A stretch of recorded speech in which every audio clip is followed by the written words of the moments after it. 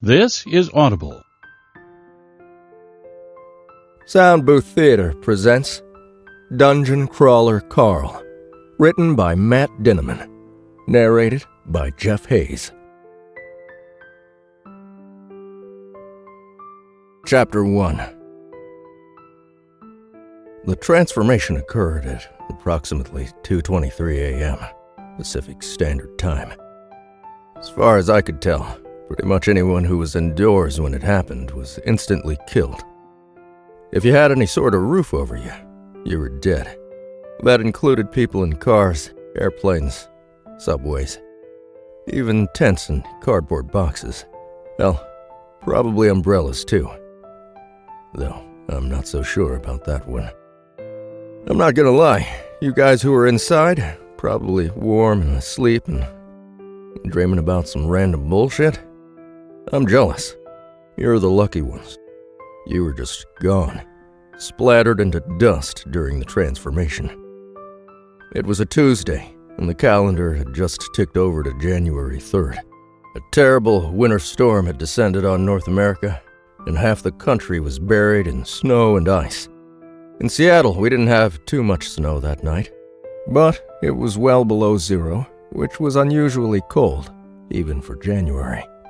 I'm sure in other parts of the world where it was warmer and not in the middle of the night, many more people survived. Many more. I also bet most of them were probably wearing more clothes than I was at the time of the incident.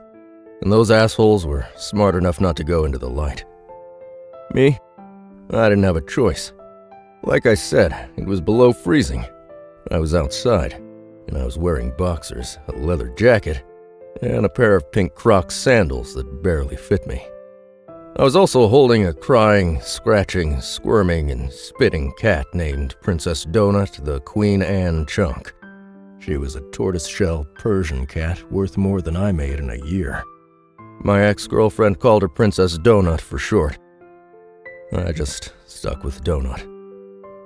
So let me back up about 10 minutes. I won't bore you with too much backstory, but some of these details may be important. My name is Carl. I am 27 years old. After a stint in the U.S. Coast Guard, I ended up working as a marine tech, fixing electrical systems for rich assholes and their party boats. I, up until a few days before this started, lived with my girlfriend in our apartment in Seattle. Her name was Beatrice. B. She went to the Bahamas for a New Year's thing with a bunch of friends. She didn't tell me her ex-boyfriend went along with her on the trip. I figured it out pretty quick when I saw the picture of her sitting on his lap on Instagram. I don't like drama, and I don't deal well with it. Whether she was actually cheating on me or not, it didn't matter so much. She'd lied. So I called her up, and I told her we were done. I promised I'd have all her stuff ready for her to go when she got back. No drama, no fuss, but we were done.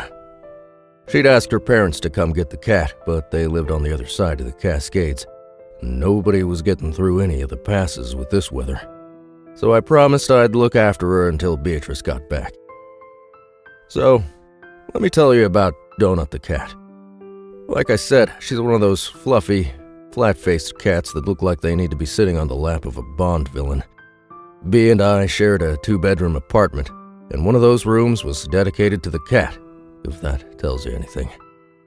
More specifically, the room was dedicated to Donut's best-in-show ribbons, her best-in-breed ribbons, and the countless trophies and framed photographs of her sitting on a table, looking all fuzzy and pissed off while B and a judge stand behind her. B probably had 50 of the photographs. She won a mess of ribbons and trophies and photographs pretty much every time Beatrice took Donut to an event. And B took that damn cat to a show almost every weekend. Her whole family was into raising and showing Persian cats. Me? I didn't really know much about that whole cat show world. I didn't want to get too involved. Like I said, I don't do drama. And let me tell you something about cat people. More specifically, cat show people. Actually, never mind. Fuck those guys. All that's important is B and Donut were a part of this whole world I didn't want anything to do with. I never considered myself a big fan of cats, But if we're being truthful here, I liked Donut.